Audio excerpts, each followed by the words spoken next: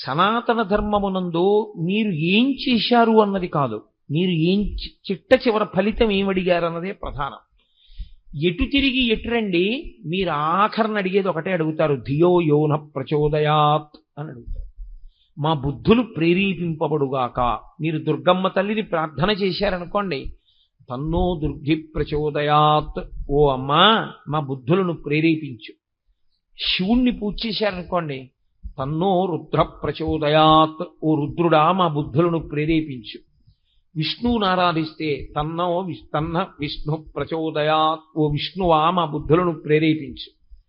అగ్నిని ప్రార్థన చేస్తే అగ్ని మా బుద్ధులను ప్రేరేపించుగాక. మీ బుద్ధిని ప్రేరేపించమని అడుగుతారు. ఎందుకో తెలుసా అండి, వాడి బుద్ధి గడ్డి తిందిరా అంటుంటారు. బుద్ధి నిర్ణయం చేస్తుంది, మనసు సంకల్ప వికల్ప సంఘాతమై ఉంటుంది. నేను మీతో నిన్న మనవి చేశా, స్థూల శరీరము బలమా సూక్ష్మ శరీరము బలమా అంటే, సూక్ష్మ శరీరము యొక్క బలం ముందు స్థూల శరీరము యొక్క బలము వెంట్రుకపాటి కూడా చాలదు. అది అంత బలవత్తరము సూక్ష్మ శరీరం. అందుకే మహానుభావులు చంద్రశేఖరేంద్ర సరస్వతీ స్వామి వారు నడిచే దేవుడిని పేరు. ఆయన ఒక మాట అంటూ ఉండేవారు, గాలిని పట్టుకుంటానండం ఎంత సాహసమో మనసుని పట్టుకుంటానండం అంత సాహసం. ఆ సాహసం చెయ్యడమే అభ్యాసం అన్న మాటలోకి వచ్చింది. గాలిని పట్టగలవా, మనసుని పట్టగలవా? మనసుని పట్టగలను. దేని వలన? కేవలము అభ్యాసము వలన. అందుకే భక్తి యోగంలో వాడతాడు ఆ మాట ఆయన. నేను మయ్యేవ మన ఆధత్స్వామయి బుద్ధిం నివేశయ అంటాడు. నా యందు పెట్టు నీ మనసు, నా యందు పెట్టు నీ బుద్ధి. అలా కుదరలేదనుకో, అభ్యాసయోగేన కౌంతేయ, అభ్యాసం చెయ్యి అంటాడు. అభ్యాసము శరీరముతో ప్రారంభం. సరే, అది భక్తి యోగంలో విషయాన్ని ఇప్పుడు నేను దాన్ని సమన్వయం చెయ్యను. మనం ఏం చేస్తామంటే, ఈశ్వరుడు బుద్ధినిచ్చి మనని పంపిస్తే ఈ బుద్ధితో ఈశ్వరుడు ఏం చెప్తాడంటే, నువ్వు నిర్ణయం చేసుకో. ఇప్పుడు ఈ నిర్ణయం చేసుకోగలిగినటువంటి బుద్ధి పదును బాగా ఎక్కడెక్కుతుందో తెలుసా అండి? శాస్త్రమును అధ్యయనము చేయడం వల్ల, గురువు గారి దగ్గర కూర్చుని శాస్త్రాన్ని బాగా వినడం వల్ల, ఏతత్ శాస్త్రం ప్రమాణంతే, ఎవరేం చెప్పారన్నది ప్రమాణం కాదు. లోకంలో ఎవరు ఏం చెప్పినా ప్రమాణం కాదు. శాస్త్రమును వాళ్ళు మాట్లాడితే ప్రమాణం. పరమాచార్య స్వామి చెప్పినటువంటి మాటలన్నీ ప్రమాణవాక్కులే. దేని వలన? ఆయన ఎప్పుడు మాట్లాడినా వేదమే మాట్లాడారంతే, ఆయన శాస్త్రమే మాట్లాడారంతే. శాస్త్రము కానిది ఆయన మాట్లాడలేదు. ఎంత ధైర్యంగా మాట్లాడారో, ఎంత సాహసంగా మాట్లాడారో పరమాచార్య మాట్లాడిన మాటలు మీరు చదివితే మీకు అర్థమవుతుంది. అసలు శాస్త్రంలో ఉన్నటువంటి చాలా పెద్ద గమ్మత్తైన విషయం ఒకటి ఉంది. మృత్యువు అనేది ఎప్పుడో ఒక్కరోజు వచ్చేది కాదు. మృత్యువు పుట్టినప్పుడే వచ్చేస్తుంది. ఎప్పుడెప్పుడు ఆగిపోవడం అన్న ప్రక్రియ జరుగుతూ ఉంటుందో అప్పుడప్పుడు మృత్యువు చేత గ్రసింపబడుతూ ఉంటాడు. నేను మీకు బాగా అర్థం అవడానికి ఒక ఉదాహరణ చెప్పాలి అంటే, ఒక గొంగళీ పురుగు గూడు కట్టుకు పడుకుంటుంది. ఇప్పుడు గూడు కట్టుకుని నిద్రపోతున్నటువంటి గొంగళీ పురుగు అకస్మాత్తుగా గూడు చింపుకుని సీతాకోక చిలుకగా బయటికి వెళ్ళిపోతుంది. గొంగళి పురుగు సీతాకోక చిలుకగా ఎప్పుడు మారిపోయింది? ఈ శరీరాన్ని ఎప్పుడు వదిలిపెట్టింది? ఆ శరీరాన్ని ఎప్పుడు పొందింది అని మీరు నన్ను అడిగారు అనుకోండి, హఠాత్తుగా ఏదో ఒక్క క్షణంలో అలా మారలేదు. ప్రతి క్షణం అది పడుకున్న దగ్గర నుంచి సీతాకోక చిలుక అయిపోయే లోపల ప్రతి క్షణంలోనూ మారిపోతూనే ఉంది. ఒక పువ్వు పిందె ఎప్పుడైంది అని అడిగారు అనుకోండి, పువ్వు పిందె హఠాత్తుగా అవలేదు. పువ్వు క్రమంగా పిందెగా మారిపోయి, పిందెగా మారిపోయిన తర్వాత ఇంకా పువ్వుగా లేదు. పిందె కాయగా మారిపోయిన తర్వాత పిందెగా లేదు. కాయ పండుగా మారిపోయిన తర్వాత కాయగా లేదు. పండు నేల మీద పడిపోయి భూమిలో కలిసిపోయిన తర్వాత ఇక పండుగా లేదు. అలాగే ఈ శరీరం ఎప్పుడు పుట్టిందో అప్పుడే దీనికి మృత్యువు కూడా ప్రారంభం అయిపోయింది. ఎలా ప్రారంభం అయిపోయిందో తెలుసా అండి? మార్పు రూపంలో ప్రారంభమైపోయింది ఈ శరీరానికి మృత్యువు. ఎప్పుడో వచ్చేది కాదు, ప్రతి క్షణము మృత్యువు చేత కబళింపబడుతూ ఉంటుంది. బల్లి ఈగని పట్టుకుంటుంది, ఈగ ప్రాణంతోనే ఉంటుంది. కొట్టుకుంటూ ఉంటుంది ఇంకాను. అది మెల్లమెల్లగా నోరు తెరిచి నోట్లోకి లాక్కుంటూ ఉంటుంది. ఆఖరణ నోట్లో పెట్టేసుకున్న తర్వాత చప్పరించేసి దాంట్లోకి విషం ఎక్కిన తర్వాత పూర్తిగా శరీరాన్ని విడిచిపెట్టేస్తుంది. అలాగే ఇది పుట్టినప్పుడే మృత్యు వచ్చేస్తుంది. ఇది మార్పు చెందుతోంది, ఒక్కొక్క అవస్థని దాటిపోతోంది అంటే మృత్యువుకి దగ్గరికి వెళ్ళిపోతూ ఉంటుంది. ఆఖరణ ఈ దేహాన్ని విడిచిపెట్టి ఇంకొక దేహంలోకి వెళ్ళిపోతాడు జీవుడు. భాగవతంలో అత్యద్భుతమైనటువంటి వర్ణన చేస్తారు ఈ తదా దేహాంతర ప్రాప్తి అన్న విషయంలో. శరీరాన్ని ఎలా విడిచిపెట్టి ఇంకొక శరీరంలోకి వెళ్ళిపోతాడో వర్ణన చేస్తారు. సరే, నేను ఆ విషయాన్ని ప్రస్తావించే ముందు మీతో ఒక మాట చెప్పవలసి ఉంటుంది. దీనికి బాల్యమును చూసింది, యవ్వనమును చూసింది, వార్ధక్యమును చూసింది. కానీ గతంలో ఇది శరీరం విడిచిపెట్టింది అన్న విషయం ఎందుకు జ్ఞాపకంలో లేదు జీవుడికి? ఎందుకు ఈశ్వరుడు అది జ్ఞాపకం లేకుండా చేశాడు? అది కూడా జ్ఞాపకం ఉంటే మనకి చాలా భయం పోతుందిగా. వచ్చిన గొడవ ఏమిటి అంటే, మీరు ఒకటి బాగా జ్ఞాపకం పెట్టుకోవాలి. అనుబంధములన్నీ జీవునివే కానీ శరీరానివి కావు. నేను అనబడే పదార్థం ఈ లోపల ఉన్నంతసేపే నా కూతురు నాన్నగారు ఉన్నారు అంటుంది. దీని లోపల నేనన్న చైతన్యం ఉన్నంతసేపే నా కొడుకు నాన్నగారు ఉన్నారు అంటాడు. ఈ లోపల నేనన్న చైతన్యం ఉన్నంతసేపే మీ అందరూ కోటేశ్వరరావు గారు ఉన్నారు అంటారు. ఒక్కసారి ఆ చైతన్యం శరీరాన్ని విడిచిపెట్టింది అనుకోండి, ఆ జీవుడు ఇందులోంచి బయటికి వెళ్ళిపోయాడు అనుకోండి, ఈ శరీరం ఇక్కడే ఉన్నా కోటేశ్వరరావు గారు లేరు అంటారు. ఎందుచేత అంటే జీవుడు వెళ్ళిపోయాడు అందులోంచి. అనుబంధములన్నీ ఎవరివి అంటే జీవుడివే. కాబట్టి ఇప్పుడు జీవుడికి తాను ఏ శరీరం విడిచిపెట్టాడో జ్ఞాపకం ఉందనుకోండి, అనుబంధములు కూడా జ్ఞాపకం ఉండిపోతాయి. నేను ఫలానా చోట శరీరం విడిచిపెట్టాను అని జ్ఞాపకం ఉంటే, ఆ శరీరములో తాను ఉన్నప్పుడు తనకి భార్యగా ఉన్నదెవరు, తనకి బిడ్డలుగా ఉన్నదెవరు, తనకి ఆత్మీయులుగా ఉన్నదెవరు, తనకి విరోధులుగా ఉన్నదెవరు, అది కూడా జ్ఞాపకం ఉంటుంది. ఇప్పుడు అది కూడా జ్ఞాపకం ఉంటే మీరు ఈ జన్మలో అసలు ఉద్ధరణ వైపుకి ఏం అడిగేస్తారు? ఇంకా రాగద్వేషములు ఎక్కువయ్యాయి. అది అసలు ఈ జన్మలో మీరు కొత్తగా పెంచుకుంటున్న రాగద్వేషములే మీ అభివృద్ధికి, మీ పురోగతికి, మీరు ఈశ్వరుణ్ణి చేరుకోవడానికి ప్రతిబంధకాలు. అందుకేగా మీతో మనవి చేశా, నువ్వు నేను అన్న రెండు మాటలు ఎప్పుడొచ్చాయో అప్పుడు రెండు వచ్చాయి. రెండు ఎప్పుడు వచ్చాయో అప్పుడు అజ్ఞానం వచ్చింది, అవిద్య వచ్చింది. ఇప్పుడు కొత్తగా రెండిటి మధ్యలో ఇంత చేరిపోయింది అనుకోండి. గజేంద్రమోక్షంలో దశలక్ష కోటి కరణీనాథుండనయ్యుండి మద్దానంభ పరిపుష్ట చందనలతాంత ఛాయలందుండలేక అంటాడు. పోతన గారంతా గజేంద్రమోక్షం అంతా చేసిందంతా వేదాంతమే. 10 లక్షల కోట్ల మంది భార్యలు ఉన్నారు నాకన్నాడు. నిజంగా 10 లక్షల కోట్ల మంది భార్యలు ఉన్నారంటే వచ్చిన అభ్యంతరం ఏం లేదు. అసలు యథార్థం ఏమిటంటే, ఈ లోపలి జీవుడు ఎన్నో శరీరాల్లో ఉన్నాడు ఇత పూర్వం. అన్ని శరీరాల్లో ఉన్నప్పుడు దానికి అంతమంది భార్యలు ఉన్నారు. ఎంతమంది భార్యలు ఉన్నారో అంతమంది భార్యలతో అంతమంది బిడ్డల్ని కన్నాడు. ఈశ్వరుడు చేసిన మహోపకారం ఏమిటంటే, గత జన్మకి సంబంధించినటువంటి జ్ఞాపకాల్ని అమ్మ కడుపులోంచి బయటికి వచ్చేటప్పుడు జ్ఞాపకం లేకుండా తీసేస్తాడు.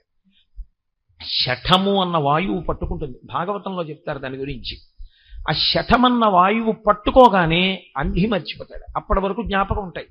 అప్పుడు వరకు ప్రార్థన చేస్తాడు ఈశ్వరుణ్ణి బయటికి తోసేయమన్నది. అయ్యో, నేను ఫలానా వారికి భర్తగా ఉన్నాను, ఫలానా వారికి భార్యగా ఉన్నాను, ఫలానా వారికి బిడ్డడుగా ఉన్నాను, వాళ్ళని నమ్ముకున్నంత చేశాను, చిట్ట చివరికి నాకు మిగిలిందేం లేదు, ఈశ్వరా నిన్ను చేరలేకపోయాను, ఇంకొక్కసారి శరీరం ఇయ్యి, అప్పుడు నేను ఈ శరీరం ఉంటే ఈ శరీరంతో నీ సేవ చేస్తాను. శరీరంలో నేను ఉన్నాను కాబట్టి మనసు మంచిదిగా పెట్టుకుని మంచి ఆలోచనలు చేస్తాను, ఉపకారాలు చేస్తాను, పుణ్యాలు చేస్తాను. కాబట్టి ఈశ్వరా ఇంకొక్కసారి శరీరం ఇయ్యి అంటాడు. ఇచ్చినప్పుడు పరమేశ్వరుడు గత జన్మ జ్ఞాపకాల్ని కూడా ఉంచేసాడు అనుకోండి, ఉంచి పైకి పంపాడు అనుకోండి జీవుణ్ణి. ఇక ఆ జీవుడు ఒక్క క్షణం కూడా ప్రశాంతంగా ఉండలేడు. బయటికి వస్తూనే అతనికి ఒక జ్ఞాపకం ఉంటుంది, నా భార్య ఫలానా చోట ఉంది, గత జన్మలో భార్య, ఎప్పుడు అక్కడికి వెడదామా అని ఉంటుంది. నా కొడుకులు అక్కడ ఉన్నారు, వాళ్ళ యోగక్షేమాలు చూడాలనిపిస్తుంది. గతంలో కుక్కగా ఉండొచ్చు, కానీ ఆ కుక్కకు పుట్టిన పిల్లల మీద వ్యామోహం ఉంటుంది. ఓ పందిగా ఉండొచ్చు, ఆ పిల్లల మీద వ్యామోహం ఉంటుంది. ఇలా నీకు ఎన్ని జన్మల జ్ఞాపకాలు ఉంటాయో అంత పెద్ద సంసారం నీలో ఉంటుంది. ఆ సంసారంలో పడిపోవడం వల్ల కదూ పాడైపోయావు. సంసారం అన్న మాట వేదాంతంలో బయట ఉండేది కాదు, లోపల ఉండేది. బాహ్యంలో అయితే సంసారం బయట ఉందంటాం, వేదాంతంలో సంసారం లోపల ఉంటుంది. అందుకే కాషాయానికి అర్థం ఏమిటంటే అన్నీ విడిచిపెట్టేయడం, ఎవ్వరితోనూ అనుబంధం ఉండకూడదు. అందుకే నకర్మణాన ప్రజాధనీన త్యాగేనైకే అమృతత్వమానసోహు పరిణనాకం నిహితం గుహాయాం విభ్రాజతి తద్యతయో విశంతి అంటుంది ఉపనిషత్. కాషాయం కట్టుకున్న వాళ్ళని చూస్తే ఆ మంత్రం చెప్పు అంటుంది. ఎందుచేత అంటే ఇంకా వాళ్ళకి త్యాగేనైకే అమృతత్వమానసోహు. ఇహ ఆయనకి కొడుకు లేదు, కూతురు లేదు, భార్య లేదు, భర్త లేదు, బిడ్డ లేదు, బంధువు లేరు, స్నేహితుడు లేడు, ఎవ్వరూ లేరు.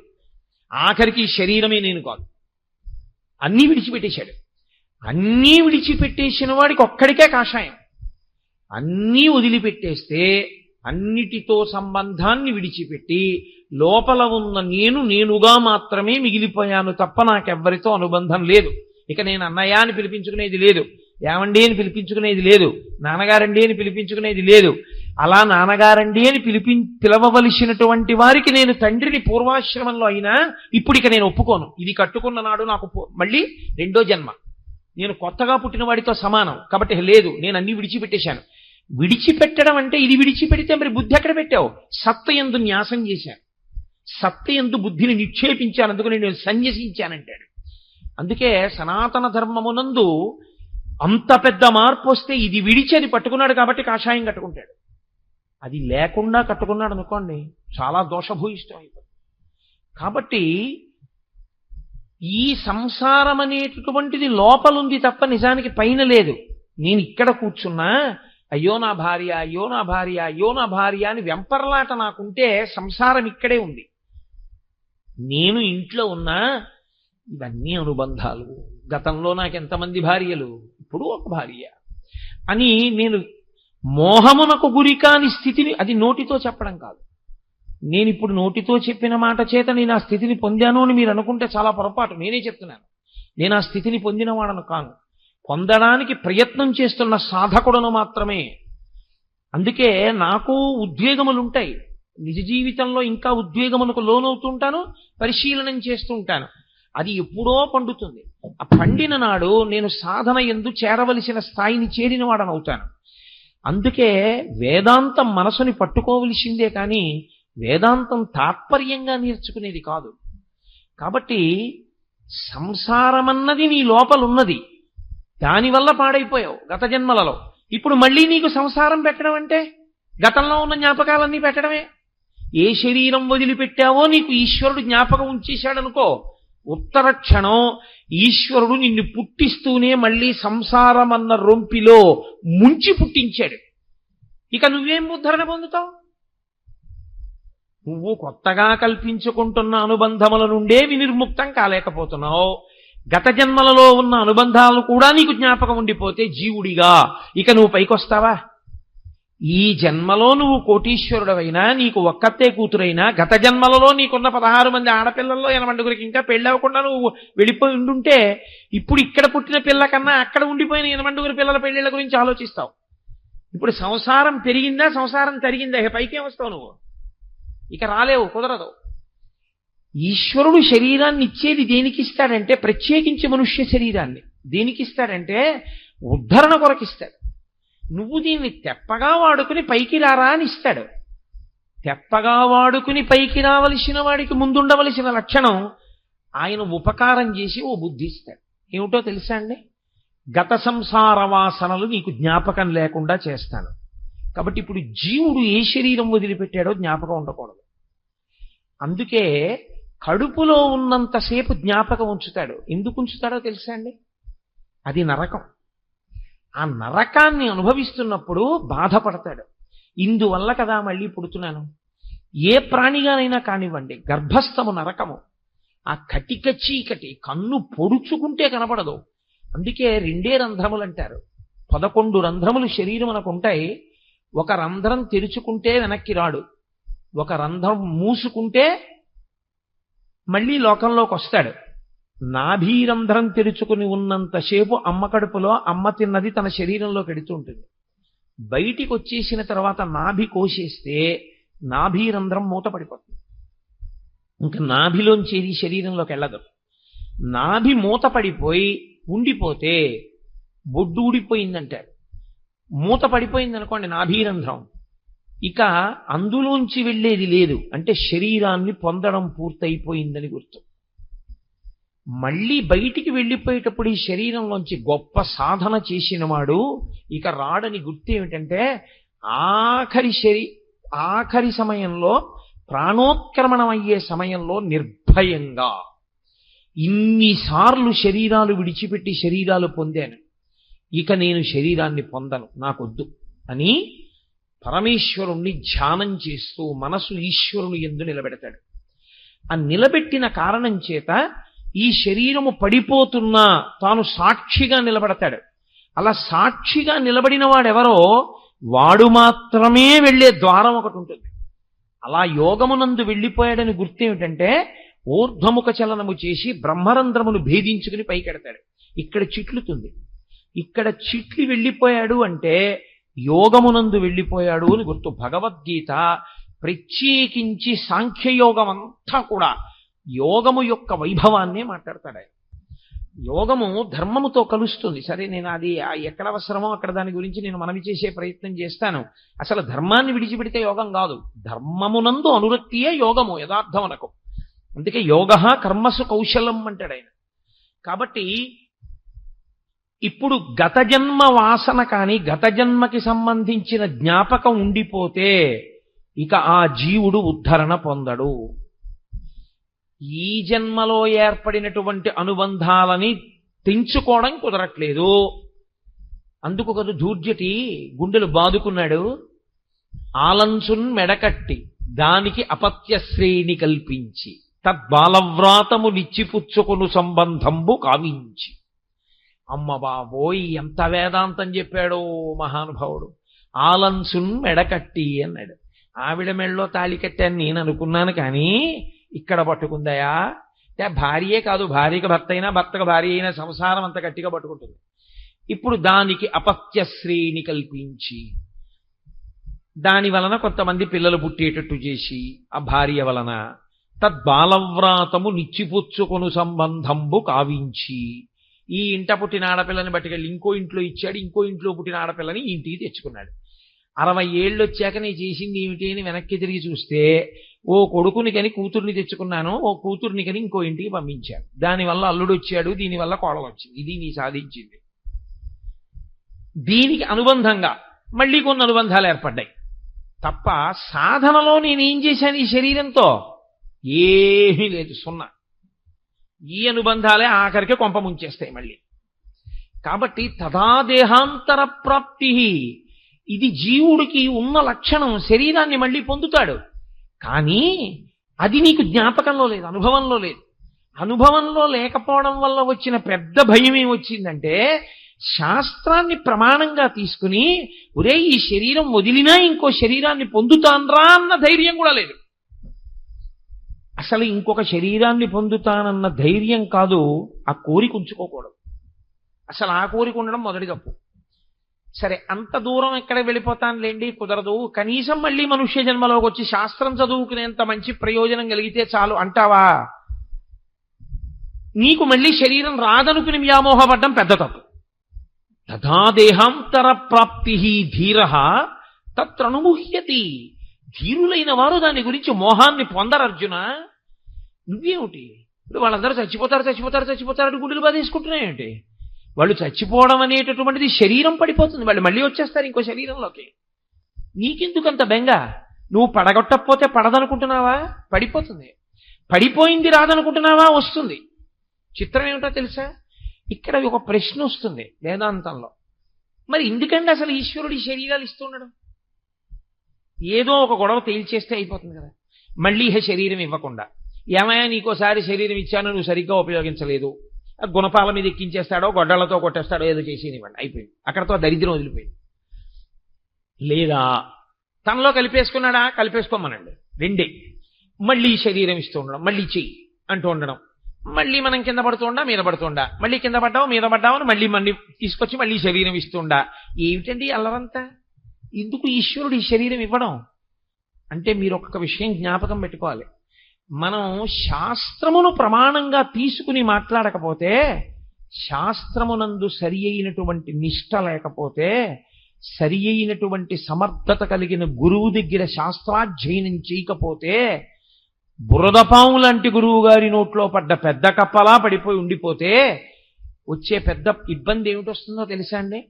శాస్త్ర పరిజ్ఞానమునందు పరిపక్వత ఏర్పడదు. ఏర్పడకపోతే సంధి ప్రలాపం అంటారు. అలాంటి మెట్ట వేదాంతం ప్రశ్నలు వస్తాయి. ఈశ్వరుడు ఎందుకు ఇచ్చాడు శరీరాన్ని? మొట్టమొదట అసలు చెప్పవలసిన విషయం ఏంటంటే, ఈశ్వరుడు మీకు శరీరమును ఇవ్వలేదు. ఈశ్వరుడు మీకు శరీరం ఇచ్చాడనుకున్న మీ సిద్ధాంతమే దోషభూయిష్టం. ఈశ్వరుడికి దాని యందు స్వాతంత్ర్యము లేదు. ఈశ్వరుడు ఇవ్వడు, ఆయన పెట్టుకోలేదు తన మీద. నేను మీకు ఈ శరీరాన్ని ఇస్తాను అని ఎక్కడా ప్రమాణం చేయడు. భగవద్గీత కాదు, మీరు సనాతన ధర్మమునందు వాంగ్మయాన్నంతటినీ చూడండి, ఇది మాత్రము ఈశ్వరుడు అనడు. ఎందుకు నేను ఈ మాట ఇంత నొక్కి చెప్తున్నానో తెలుసా అండి? ఒక్క సనాతన ధర్మమునందు మాత్రమే పునర్జన్మ సిద్ధాంతం ఉంది. మిగిలిన ఏ విశ్వాసము పునర్జన్మ సిద్ధాంతమును అన్ని అంగీకరించవు. ఎవరు పునర్జన్మ సిద్ధాంతాన్ని అంగీకరిస్తారో వారొక్కరే బొట్టు పెట్టుకుంటారు. బొట్టు పెట్టుకోరు అంటే మనం గుండెలు బాధేసుకోక్కర్లేదు. బొట్టు పెట్టుకోరు అంటే దాని గుర్తు ఏమిటంటే వారు పునర్జన్మ సిద్ధాంతమును అంగీకరించరు. పునర్జన్మ సిద్ధాంతమును అంగీకరించడం సనాతన ధర్మంలో అత్యంత ప్రధానమైన విషయం. నేను మళ్ళీ వస్తాను, ఎలా వస్తాను, ఈశ్వరుడు ఏది ఇస్తే అది ఇస్తాను, తప్పు. ఈశ్వరుడు ఇవ్వడు. మరి దేని వల్ల వస్తాను? నేను ఏం చేస్తానో దానివల్లే నేను వస్తాను. ఇది చాలా గమ్మత్తుగా ఉంటుంది ఈ విషయం. ఎందుకో తెలుసా అండి? ఈశ్వరుడు ఏం చేస్తాడంటే, మనుష్య ప్రాణి విషయంలో బుద్ధి అన్నదాన్ని ఇచ్చి విడిచిపెడతాడు. ప్రతి మనుష్య ప్రాణి యందు బుద్ధి ఉంటుంది. ఇది ఇతర ప్రాణుల యందు ఉండదు. అందుకే వాటికి కర్మక్షయం ఒకటే ఉంటుంది. దానికి బుద్ధిని ఉపయోగించుకోవడం అలా ఏం ఉండదు దానికి. ఒక్క మనుష్య ప్రాణి బుద్ధి. అందుకే సనాతన ధర్మమునందు మీరు ఏం చేశారు అన్నది కాదు, మీరు ఏం చిట్ట చివర ఫలితం ఏమడిగారు అన్నదే ప్రధానం. ఎటు తిరిగి ఎటు రండి, మీరు ఆఖరణ అడిగేది ఒకటే అడుగుతారు, ధియో యోన ప్రచోదయాత్ అని అడుగుతారు. మా బుద్ధులు ప్రేరేపింపబడుగాక. మీరు దుర్గమ్మ తల్లిని ప్రార్థన చేశారనుకోండి, తన్నో దుర్గి ప్రచోదయాత్, ఓ అమ్మా మా బుద్ధులను ప్రేరేపించు. శివుణ్ణి పూజ చేశారనుకోండి, తన్నో రుద్ర ప్రచోదయాత్, ఓ రుద్రుడా మా బుద్ధులను ప్రేరేపించు. విష్ణువుని ఆరాధిస్తే తన్న విష్ణు ప్రచోదయాత్, ఓ విష్ణువా మా బుద్ధులను ప్రేరేపించు. అగ్నిని ప్రార్థన చేస్తే అగ్ని మా బుద్ధులను ప్రేరేపించుగాక. మీ బుద్ధిని ప్రేరేపించమని అడుగుతారు. ఎందుకో తెలుసా అండి? వాడి బుద్ధి గడ్డి తింగిరా అంటుంటారు. బుద్ధి నిర్ణయం చేస్తుంది.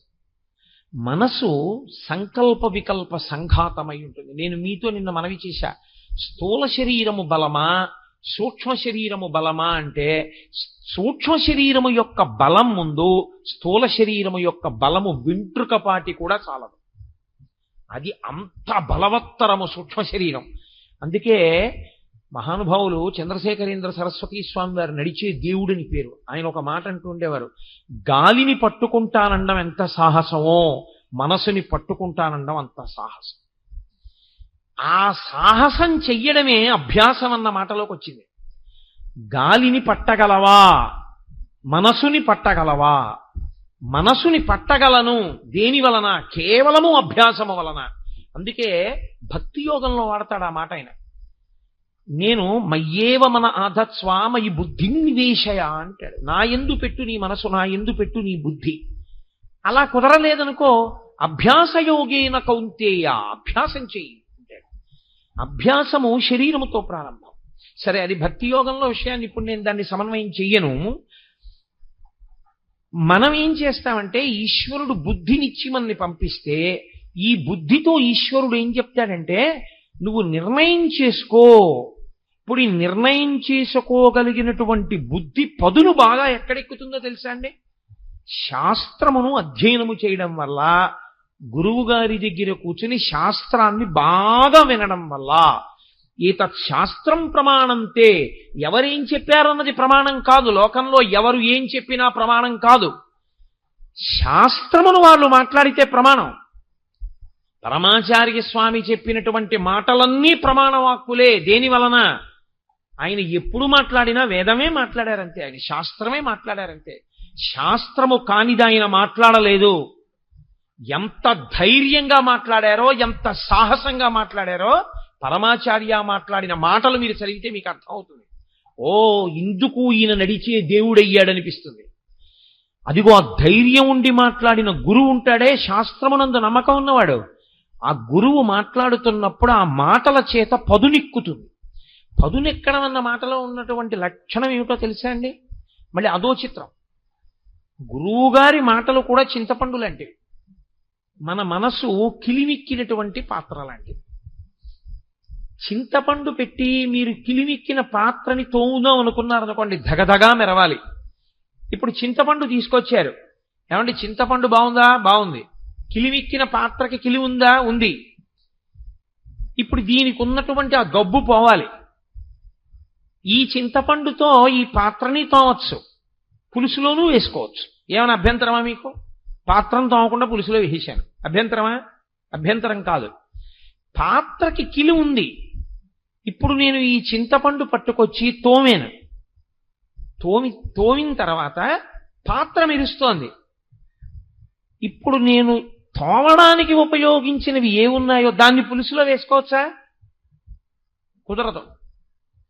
అలాగే గురువుగారి మాటలు వినడం వల్ల మీరు చిత్తశుద్ధికి చేసేటటువంటి కర్మలు ఏ ఉన్నాయో ఆ కర్మలను కూడా జ్ఞానోపలబ్ధి కొరకు ఒక స్థాయిలో విడిచిపెట్టి నించవలసి ఉంటుంది.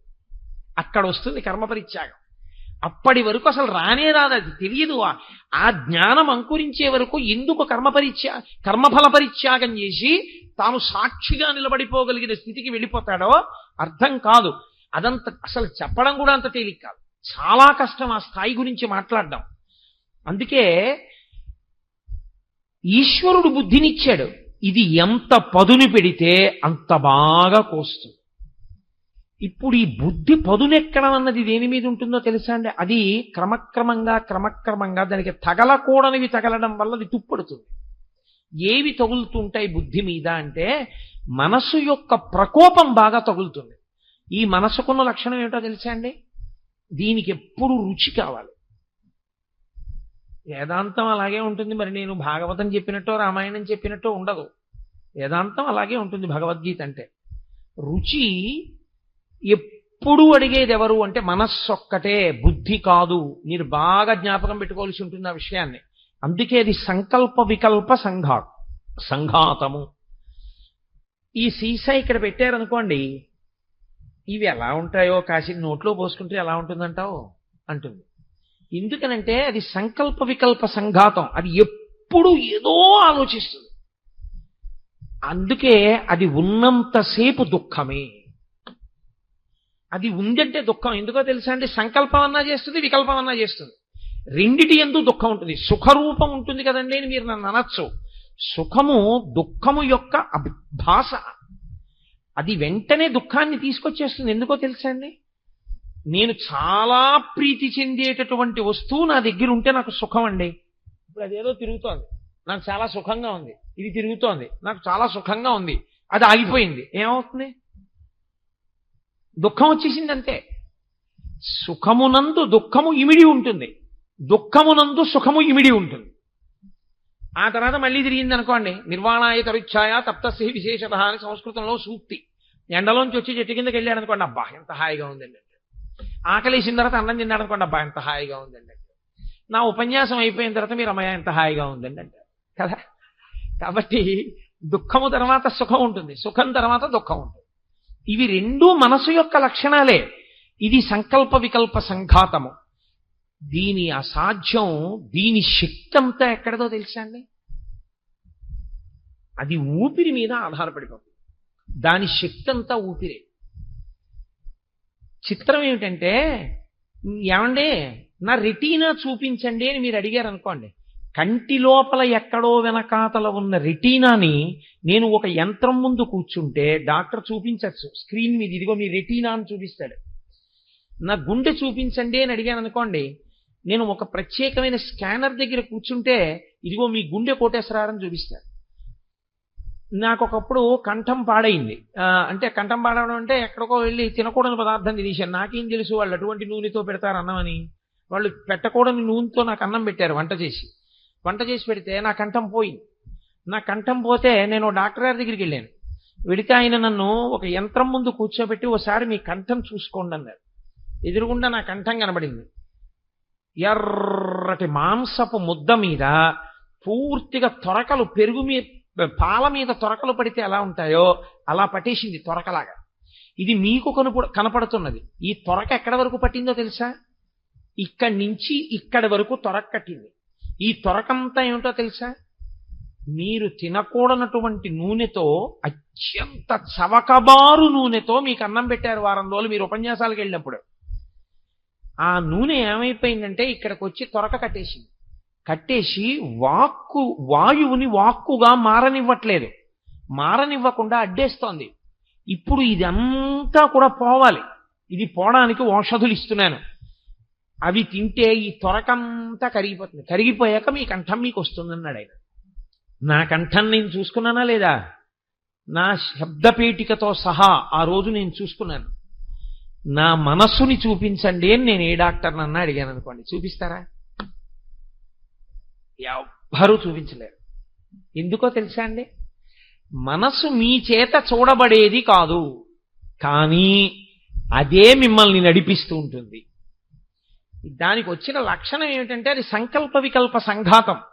అది అస్తమానం ఏదో ఒక ప్రతిపాదన పట్టుకొస్తుంది. అది ఖాళీగా ఉండు, వద్దు అల్లరి చేయకు, గొడవ చేయి, కూర్చో, ఏం చెప్పకు, అలా ఉండు అని మీరు అన్నారనుకోండి, వెంటనే అలాగే అని మళ్ళీ వెంటనే అలా ఉండమన్నావు కదా చూసావా, పూర్వం కూడా ఒక ఆయన ఇలాగేనేవాడు అని మళ్ళీ ఏదో మొదలెడుతుంది.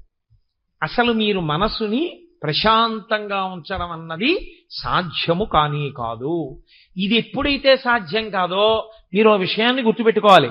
దానికి స్వాతంత్ర్యం అలవాటు అవ్వడం అన్నది ఎప్పటి నుంచి వచ్చిందో తెలుసా అండి? ఇప్పటిది కాదు ఆ స్వాతంత్ర్యం. కొన్ని కోట్ల జన్మల క్రితం నుంచి మీరు అలవాటు చేశారని ఇష్టం వచ్చినట్టు తిరిగని. వెనకటికి ఒక ఆయన కొడుకు ఎవరో ఒక అమ్మాయిని ప్రేమించానని చెప్పాడు. ఏం చెప్పాలి బుద్ధున్న తండ్రి అయితే? తప్పురా, తండ్రిరా నిర్ణయించాలి, నువ్వు ప్రేమించడం ఏమిటిరా, తప్పు, అలా చేయకూడదని చెప్పాలి. ఒరే, ప్రేమించిన అమ్మాయి చుట్టూ తిరగడానికి ఓ మోటార్ సైకిల్ ఉంటే బాగుంటుందిరానో మోటార్ సైకిల్ కొనిపెట్టాడు. కొనిపెట్టిన తర్వాత వాడు ఆ అమ్మాయిని ప్రేమించాడు, పెళ్లి చేసుకున్నాడు. ఇప్పుడు ఆయన వేరు కారణాలకు ఏడుస్తున్నాడు. ఏమిటి ఉపయోగం? నిన్ను మోటార్ సైకిల్ కొనిపెట్టమని ఎవరు చెప్పారు? స్వేచ్ఛా స్వాతంత్రం ఇచ్చావు, ఇప్పుడు నువ్వు అనుభవిస్తున్నావు. అలా స్వేచ్ఛ ఇచ్చేసాం మనసుకి మనం. దాన్ని మన అదుపులో ఉంచుకోవడం అంటే బుద్ధి దాన్ని అదుపులో పెట్టడం కలిగినటువంటి శక్తి నుంచి అది తప్పుకుంది. అది సర్వస్వతంత్రం అయిపోయి దాని పని ఏమిటంటే బుద్ధి చెప్పాక మనం చేద్దామనడం దానికి అలవాట్లేదు. నేను చెప్తూనే ఉంటాను, ఒక్కొక్కసారి బుద్ధిని వంచేస్తాను అని అది ఏం చేస్తుందంటే చెబుతూనే ఉంటుంది. వద్దు, తప్పు, అలా చేయకూడదంటుంది బుద్ధి. అలా అంటారు కానండి, ఏం పర్వాలేదా, అలా అక్కడ చూడండి వాళ్ళు చేయలేదా, ఇలా వీళ్ళు చేయలేదా, ఏమిటి తప్పు? లోకంలో చాలా మంది ఉన్నారు తెలుసా అండి, ఇది తప్పని తెలిసి చేస్తుంటారు. నాకు మొన్ననే రైల్లో ఒక ఆవిడ కనబడ్డారు. నేను నెల్లూరు నుంచి వస్తుంటే ఆవిడ నాతో అన్నారు, నేను వెళ్ళిన శివాలయాల్లో కల్లా అర్చకులు ఎప్పుడైనా పక్కకి వెళ్ళగానే లోపలికి వెళ్ళి శివలింగాన్ని కౌగిలించుకుంటానన్నారు. ఎందుకు అలాగని అడిగాను నేను. అడిగితే ఆవిడ అన్నారు, నేను అలా చేయకుండా ఉండలేను అన్నారు నాతో. అలా చేయకుండా ఉండలేను అన్నప్పుడు చేయకుండా ఉండాలి, అలా చేయకూడదని మీకు తెలియదా అన్నాను. చేయకూడదని నాకు తెలుసు అన్నారు. అందుకే నేను రమణాశ్రమానికి వెళ్ళినప్పుడు నన్ను అందరూ ఎన్ని శివలింగాలు పాడు చేసామని అడుగుతుంటారు అన్నారు ఆవిడ. అంటే అలా శివాలయంలోకి వెళ్ళి ఒక ఆడది శివలింగాన్ని కౌగలించుకోవడం అనేటటువంటిది ధర్మ విరుద్ధమని, అలా చెయ్యకూడదని, దాన్ని శాస్త్రం అంగీకరించదని, శాస్త్రము ప్రమాణం తప్ప మన బుద్ధులు ప్రమాణాలు కావని, ప్రమాణం చెప్పవలసింది శాస్త్రమే తప్ప నేను కాదని ఆవిడికి తెలుసు. శ్రీశైలం లింగాన్ని కౌగిలించుకో, ఎందుకంటే అది సాక్షాత్తుగా ధూళి దర్శనాన్ని అనుమతించిన లింగం. అనుమతించని లింగాలన్నీ వెళ్ళి కౌగిలించుకోవడం ఏమిటి అంటే, నేను ఏదో కారణం మీద అర్చకుడు కాస్త పక్కకి వెళ్ళే వరకు అక్కడే ఉండి ఆయన అలా వెళ్ళగానే లోపలికి వెళ్ళి కౌగిలించుకుంటానండి అన్నారు. ఆవిడేమీ పనికిమాలిన వ్యక్తి కాదు, చాలా భక్తురాలు. అసలు ఆవిడికి కొన్నాళ్ళు పోయాక పిహెచ్డీ ఇస్తారేమో అని నాకు అనుమానం. ఆవిడంత గొప్ప పని ఒకటి చేస్తున్నారు ఈ మధ్యకాలంలో. మరి ఆవిడ అలా చేయడం ఏమిటి అలాగా? అంటే మనసు యొక్క బలహీనతని ఆవిడ దాటలేకపోతోంది.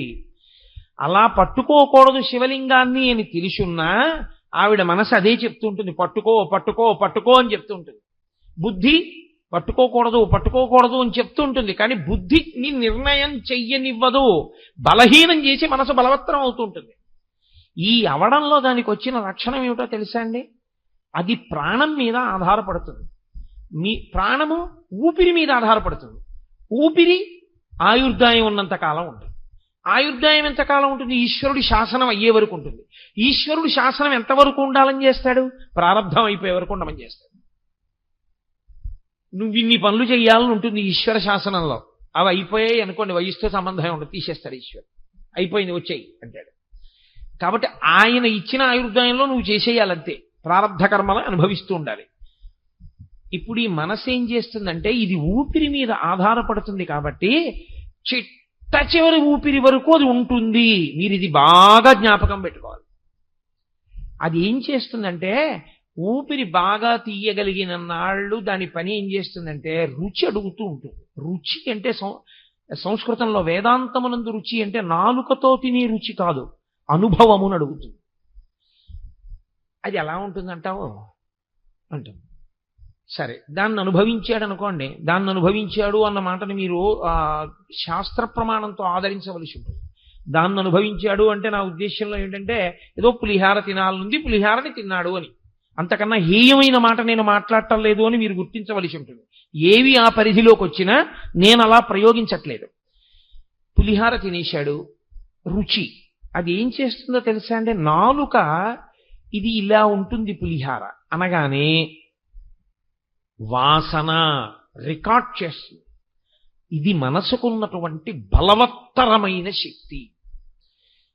అందుకే మనసులో కొన్ని భాగములు పడుకుంటాయి. ఎప్పుడు మనసు అంతా లేచి ఉండదు అని చెప్తారు మనస్తత్వ శాస్త్రవేత్తలు. శంకరాచార్యుల వారి కన్నా మనస్తత్వ శాస్త్రవేత్తలు అసలు. అది ఏం చేస్తుందంటే రికార్డ్ చేస్తూ ఉంటుంది. అందుకే చూడండి, మామిడి పండు అన్నాను అనుకోండి అది ఎలా ఉంటుందో, కొత్తపల్లి కొబ్బరి అన్నాను అనుకోండి అది ఎలా ఉంటుందో, దాని తొక్క పలచగా ఉంటుంది, దాన్ని ఇలా ముట్టుకుంటే కన్నం పడుతుంది, దాని రసం తీయగా ఉంటుంది, అన్నీ చెప్తుంది. రుచి, వాసన అది గుర్తెట్టుకుని ఏమంటుందంటే ఇంకొక నెల పోయింది అనుకోండి, అవసరమైతే ప్రావిడెంట్ ఫండ్ లోన్ అన్నా పెడదాం కానీ 4 పరకలు కొత్తపల్లి మామిడి పండు తెచ్చుకుందాం, కొత్తపల్లి కొబ్బరి అంటుంది. రుచి వాసన, రుచి వాసన. ఈ మనసు ఏం చేస్తుందంటే బాగా పెట్టుకుంటూ ఉంటుంది. ఇందులో అలా తిరుగుతూ ఉంటుంది ఎప్పుడు. ఈ తిరగడం ఏం చేస్తుందంటే బలపడుతుంది కొన్నిటి అందు. బాగాను సెటిల్ అయిందంటారు చూసారా? షుగర్ వచ్చిన వాళ్ళకి కొత్తల్లో మీరు ఇంకా సెటిల్డ్ డయాబెటీసా అంటారు. వచ్చి ఇవాళ వస్తుంది, రేపు తగ్గిపోతుంది, 4 రౌండ్లు వాకింగ్ చేస్తే. కొన్నాళ్ళు పోయిన తర్వాత ఏం చేస్తుందంటే 2 రౌండ్లు వాకింగ్ చేసినా 3 రౌండ్లు వాకింగ్ చేసినా ఆ భోజనమే చేస్తే మాత్రం రీడింగ్ కనబడుతూనే ఉంటుంది. అంటే సెటిల్ అయింది డయాబెటీస్ అంటారు. ప్యాంక్రియాస్ ఊస్ చేయడం మానేసింది అనమాట ఇన్సులిన్ని. అలా సెటిల్ అవుతుంది మనస్సు. ఒక దాని మీద బాగా వ్యామోహాన్ని పెట్టుకుంటుంది, దాన్నే తిప్పుతుంది, దాన్నే రుచి వాసన రుచి వాసన రుచి వాసన. ఇది ఎంత తొందరగా అడుగుతుందో తెలుసా అండి? అసలు ఒక స్థితిలో తన కంటి ముందు కనపడకపోయినా, తన నాలుక మీద ఉండకపోయినా తాను ఊరుకోలేదు. అలా అయిపోతుంది. నేను హేయమైన ప్రయోగం చేశానని మీరు అనుకోవద్దు. కొంతమంది చూడండి, కాఫీ తాగడం కన్నా టీ తాగడం కన్నా ఆ రెండే దోషభూయిష్టం. ఆ రెండిటికన్నా కూడా మద్యాన్ని సేవించడంలో వాళ్ళు అది లేకపోతే ఇక బ్రతకలేనన్నట్టే ఉంటారు. ఇది అది రుచి ఎందు బాగా నిలబడిపోయి నువ్వు ఇది తాగితే చచ్చిపోతావురా అని డాక్టర్ గారు చెప్పినా సరే చచ్చిపోయినా పర్వాలేదు కొంచెం తాగుతానంట. అంటే అంత వాసనా బలం కింద పట్టుకుంటుంది. ఇప్పుడు దీన్ని వ్యామోహం కింద మారుస్తుంది. మార్చి దానికి ఉన్న తమాషా ఏమిటంటే అది ఆఖరి ఊపిరి ఉన్నంతసేపు ఉంటుంది కదండి.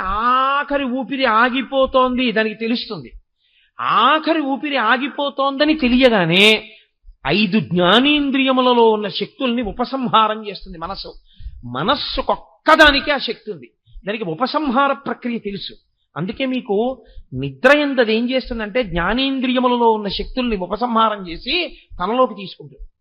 కన్ను కొంచెం తెరిచి ఉంటుంది, కానీ మీరు ఆయన కంటి ఎదురుగుండా తీసుకెళ్లి ఓ పువ్వు పెట్టారనుకోండి, ఆయన ఏం చూడడం. కంటిలో చూడగలిగిన శక్తిని మనసు లాగేసుకుంటుంది తనలోకి.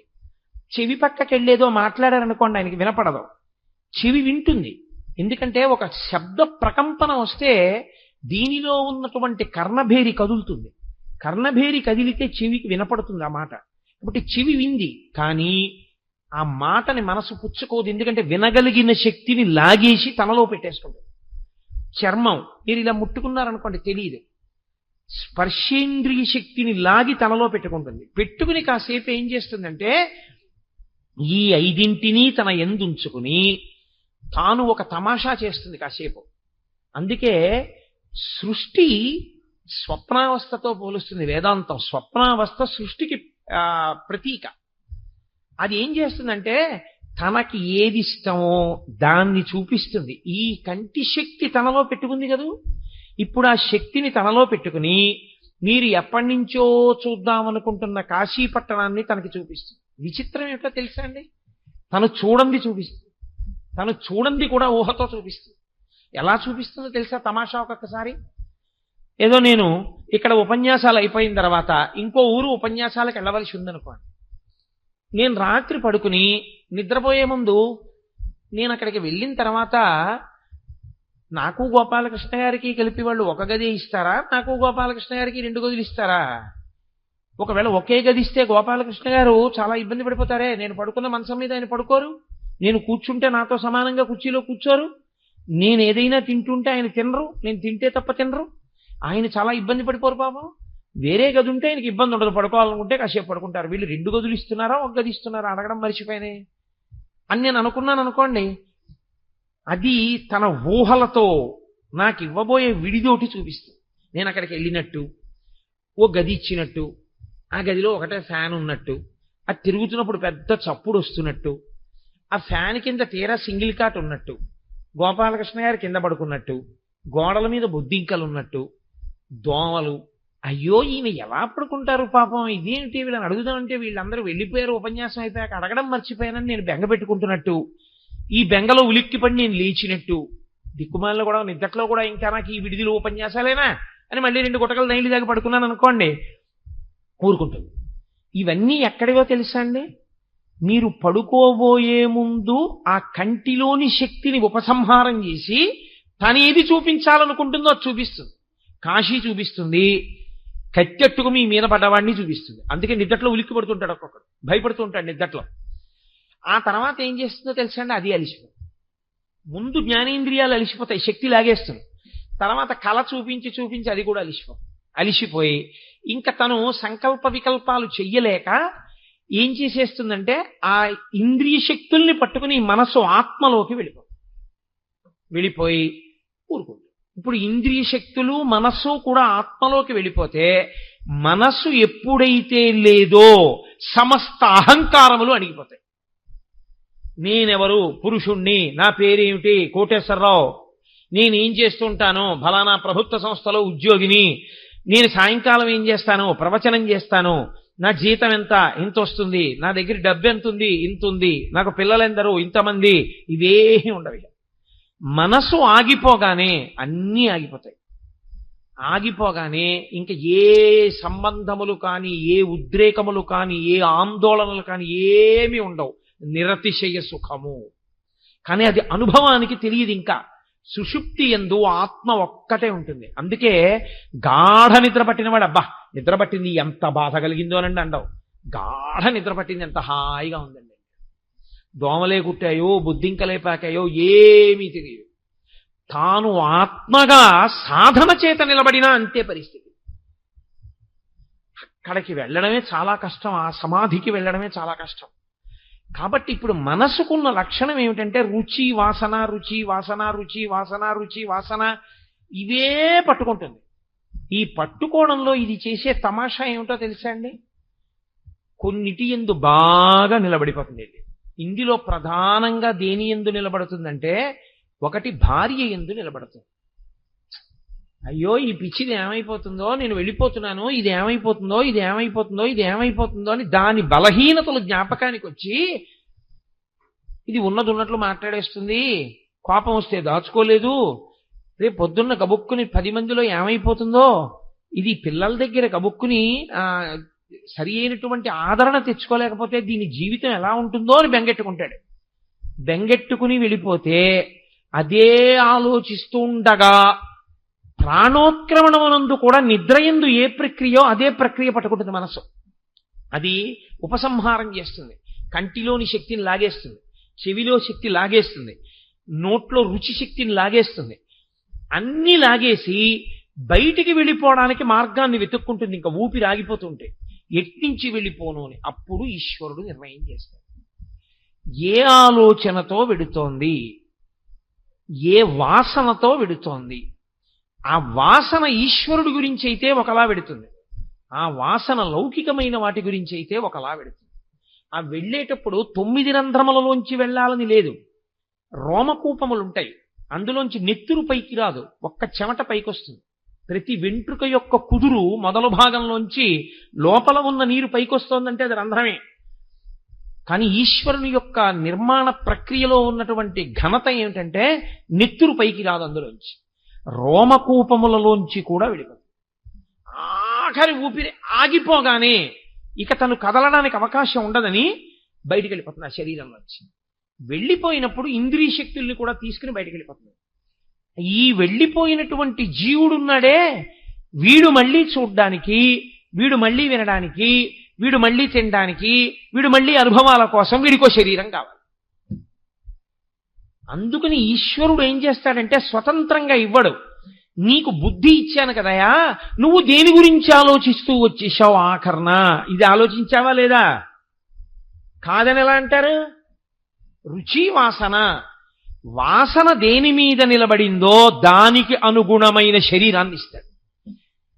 అందుకే నా హేయోపాధీయ వర్జిత అని లలితా సహస్రనామ స్తోత్రంలో అమ్మవారికి ఒక నామం. ఆ వెళ్ళిపోవడంలో దాన్ని స్థిరీకరిస్తారు, మార్గములను కారణములను చెప్పకుండా వర్గీకరణ చేసేస్తారు.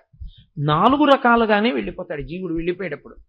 మొట్టమొదటి దాన్ని అలా వెళ్ళిపోయేటప్పుడు ఆర్తచింత అంటారు. ఆర్తచింత అంటే తనవారి యందు రాగము. అందుకనొచ్చాడు కృష్ణ పరమాత్మ. నీ పిచ్చిరా, చచ్చిపోతాను అంటున్నావు, చచ్చిపోయే వాళ్ళందరూ మళ్ళీ పుడతాడు ఈ రాగద్వేషాలకే. రాగము చేత వస్తాడు. ఎలా వస్తాడు? తన డబ్బు మీద వ్యామోహం, ఆ డబ్బంతా ఎక్కడుందో దాని కింద తిరిగి ఎక్కుతాడు. అంటే వెన్నుపాం అడ్డంగా ఉండే జీవి అవుతాడు. ధనము, ధాన్యము, ఐశ్వర్యము, బంగారము, లేకపోతే ఏదో దస్తావేజులు, ఇలాంటి వాటి మీద ఉండిపోయినటువంటి వ్యామోహం చేత విషము కూడా శరీరమునందున్నవాడై అడ్డంగా వెన్నుపాం ఉండేటట్టుగా వచ్చి అవి ఎక్కడ పెట్టాడో అక్కడికే వచ్చి కూర్చుంటాడు. అదే కదూ ఆఖరణ భయపడ్డాడు, ఏమైపోతుందో ఆ డబ్బు ఏమైపోతుందో, ఆ డబ్బు ఏమైపోతుందో అని. ఆ ఇనప్పెట్టి ఎక్కడుందో దాని కిందకే వచ్చి చేరుతాడు. చీకటిగా ఉంటుంది కదండి, అక్కడికి వస్తాడు. ఎప్పుడో ఎవరో బీరువా తీస్తుంటారు, వాడికి భయం వేస్తుంది. అయ్యయ్యో ఇంత సంపాదించాను, కొడుక్కిద్దాం అనుకున్నాను, ఆ వెర్రివాడు తాళాలు వీడికిచ్చాడు, వీడు గబుక్కుని ఏ గొలుసు అట్టుకుపోతాడో అని గబగబగబా బయటికి వచ్చి ఆ కాలు మీద కొడతాడు. అక్కడి నుంచి వాడు తేలంటాడు. ఇక కొడుకు కోళ్ళు చీపురు కట్టుకొచ్చి బయటికి తీసేసి చెప్పెట్టి కొట్టి చంపేస్తారు. అక్కడతో ఆ చింత పోతుంది. దీన్ని ఆర్తచింత అంటారు.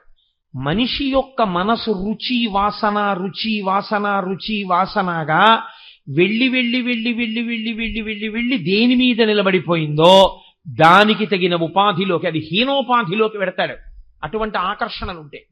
రెండవది రౌద్రచింత, దీనికి పూర్తి వ్యతిరేకం. నాకు రావలసిన డబ్బు వాడి వల్లే పోయింది, నా ఐశ్వర్యం వాడి వల్ల భ్రంశమైంది, నా సుఖ సంతోషాల్ని వాడు తీసేశాడు. అప్పుడు కూడా మనసు దాన్నే పట్టుకుంటుంది, వాడి గురించే ఆలోచిస్తుంది. అది రౌద్రచింత. ఇప్పుడు బాగా దాన్ని పట్టుకోవడం వల్ల ఏమవుతాడంటే చచ్చిపోయే ముందు కూడా మనసుకి అలవాటు అయిపోయి అదే ఆలోచించడం, వాడి గురించే ఆలోచిస్తూ వెళ్ళిపోతాడు. రౌద్రచింత అయి వాణ్ణి పాడు చేయడానికి ఎడతాడు. పావుగానో తేలుగానో జర్రిగానో వాణ్ణే కలవడానికి ఎడతాడు. వెళ్ళి వాణ్ణి చంపడానికి కూర్చుంటాడు అక్కడ. రౌద్రచింత. అప్పుడు తిరియక్కైపోతాడు. ఈ శరీరాన్ని వదిలిపెట్టి వెన్నుపాం ఇలా నిలువుగా పెరగదిహ. వెన్నుపాం అడ్డంగా పెరిగే ప్రాణి అయిపోతాడు. అడ్డంగా పెరిగేవేవి ఇక బుద్ధితో కర్మ చెయ్యలేవు. అదే గుర్తు. తిరియక్కంటే వెన్నుపాం అడ్డంగా వచ్చిందంటే ఇక బుద్ధి లేదు అని. అప్పుడు తిరియక్కుగా వెళ్ళి రౌద్రచింత చేత ఎవరి మీద శత్రుత్వం పెట్టుకున్నాడో అక్కడ కూర్చుంటాడు. మూడవది శుక్లచింత. శుక్లచింత అంటే శాస్త్రమును గురించిన పరివేదన. అరే, నా జన్మాంతరంలో నాకు ఎప్పుడు తెలుస్తాయిరా ఇవన్నీ? నేను ఎప్పుడు చదువుతాను భగవద్గీత, నేను ఎప్పుడు చదువుతాను రామాయణం?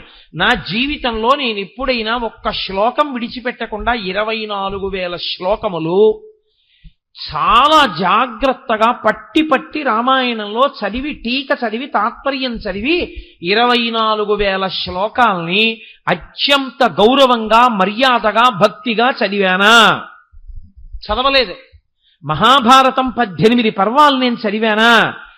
50 సంవత్సరముల వయస్సు దాటిపోయింది. 18 పర్వాల పుస్తకాలు చదవలేదు. భాగవతం 12 స్కందాలు చదివానా? నా జన్మలో నేను చదవలేదు.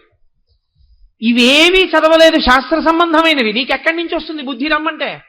ఏతత్ శాస్త్రం ప్రమాణంతే. నీకు ప్రమాణం ఎలా తెలుస్తుంది అసలు? నీకు ప్రమాణమే తెలియలేదు. ఇక నీ జీవితానికి ఉద్ధరణ ఏమిటి? ఇక ఉద్ధరణ అన్న మాటే లేదు. కాబట్టి ఇప్పుడు ఏమవుతుందంటే తాపత్రయపడ్డాడు. అరే, నేను ఇవేవి విచారణ చేయలేదు, నేను తెలుసుకోలేకపోయాను, నాకు ఇవేవి తెలియవు, నేను ఏ గురువు గారి దగ్గర కూర్చోలేదు, నేర్చుకోలేదు, సాధన చేయలేదు, వినలేదు. అయ్య బాబోయ్, ఆయుర్దాయం ఏం ఆయుర్దాయం అండి? ఓ 70 ఏళ్ళు బతికితే అందులో 20 ఏళ్ళు వచ్చేంత వరకు అసలు సరిగ్గా ఏమీ తెలియదు. 20 ఏళ్ళు వచ్చిన తర్వాత 40 ఏళ్ల వరకు వ్యామోహాలు, 50 నుంచి 70 ఏళ్ల వరకు 20 ఏళ్ళు చింత, మిగిలిపోయిన 10 ఏళ్ళు అక్కర్లేని విషయాలన్నీ పట్టుకున్నాం. బాలస్తావత్ క్రీడాసక్త, తరుణస్తావత్ తరుణీసక్త, వృద్ధస్తావత్ చింతాసక్త, పరసే బ్రహ్మణి కోపినసక్త. ఇంకా నాకు ఖాళీ ఏది? అరే, నేను ఎంత పాడైపోయానరా, నేను ఎప్పుడు చదువుకుంటానరా అని పిల్లల గురించి బెంగపెట్టుకోవడం మానేసి అలా పుస్తకాలని చూసి కళ్ళమ్మ నీళ్లు పెట్టుకుని ఏడిచి, నాకు ఈ విషయం అర్థం కాలేదు చదివితే, నాకు చెప్పే మహాత్ములు ఉన్న రోజుల్లో నేను వెళ్ళింది లేదు, నేను నేర్చుకున్నది లేదు, నేను చదువుకున్నది లేదు, నేను అర్థం చేసుకున్నది లేదు, నేను అనుష్ఠించింది లేదు, ఆఖరికి ఇలాగే వెళ్ళిపోతున్నాను. ఈశ్వరుడు ఇచ్చిన ఈ శరీరం, ఈ బుద్ధి, ఈ చదువు, ఈ మనస్సు, ఈ తెలివితేటలు పనికి మాలినవై కూర్చున్నాయి. ఈశ్వరా, నేను ఎలా బాగుపడతాను అని ఏడుస్తూ వెళ్ళిపోయాడు. ఇప్పుడు ఈశ్వరుడు ఏం చేస్తాడో తెలుసా అండి? దాన్ని శుక్లచింత అంటారు.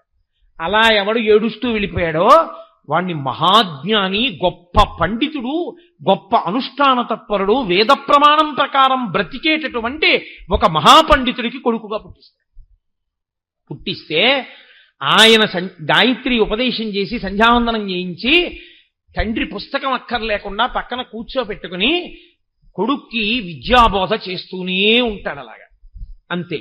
తండ్రి దగ్గర ఈ అనుష్ఠాన ప్రక్రియ అంతా తెలుసుకుని, తండ్రి దగ్గర వేదాంతం అంతా విని, తాను గొప్ప సునిశ్చితమైన ప్రజ్ఞని పొంది, తాను వేదవిహితంగా ఎలా బతకాలో అలా బతికి, చిట్ట చివర శరీరాన్ని ఈశ్వరుని యందు నిలబెట్టి ఊర్ధ్వముఖ చలనం చేయించి యోగమునందు బ్రహ్మరంధ్రాన్ని భేదించుకుని వెళ్ళిపోతాడు. కాబట్టి ఈ జన్మలో వెళ్ళలేకపోయాడు, కానీ వచ్చే జన్మలో వెళ్ళిపోతాడు ఈశ్వరుడిలోకి. శుక్ల చింత దానికి కారణం అవుతుంది. చిట్ట చివరి చింత ఒకటి ఉంటుంది, దాని పేరు ధన్య చింత అని పేరు. ఇది అనుష్ఠానం వైపుకి తీసుకెళ్ళిపోతుంది. సరి అయినటువంటి గురువు లభిస్తాడు. లభించి ఆ గురువు గారి దగ్గర కూర్చుని వినగలిగినటువంటి స్వాతంత్ర్యం ఏర్పడుతుంది. ఏర్పడి చెవులు దొప్పలు చేసుకుని వింటాడు. విన్నదాన్ని బాగా పరిశీలనం చేస్తాడు. చేసి వైరాగ్యమును పొందుతాడు. ఆ వైరాగ్యంతో నిత్యకర్మానుష్ఠానమును కానీ సుఖదుఖములకు కానీ తాను సాక్షిమాత్రుడవుతాడు. తాను విచలితుడు కాడు. తాను దాని వలన జ్ఞానమును పొందుతాడు. ఆ జ్ఞానము చేత ఈ జన్మలోనే ఊర్ధ్వముఖ చలనం చేసి బ్రహ్మరంధ్రాన్ని భేదించుకుని ఇంకొక కడుపులోకి వెళ్ళి ఇంకా మళ్ళీ శరీరంలోకి రాకుండా ఈశ్వరుల్లో కలిసిపోతాడు. కాబట్టి 4 రకాలైన వాటికి కారణము మనస్సే. అందుకే మన ఏవ మనుష్యాణం కారణం బంధమోక్షయో. ఇప్పుడు నాకు చెప్పండి, ఇప్పుడు మీ పునర్జన్మకి కారణము ఈశ్వరుడు కాడు. మీ పునర్జన్మకి కారణము మీరు చేసే కర్మలు కావు. ఎందుకో తెలుసా అండి? కర్మ తజ్జడం అంటారు రమణ మహర్షి. కర్మ ఏం చేస్తుందండి? కర్మ మిమ్మల్ని ఉద్ధరించలేదు.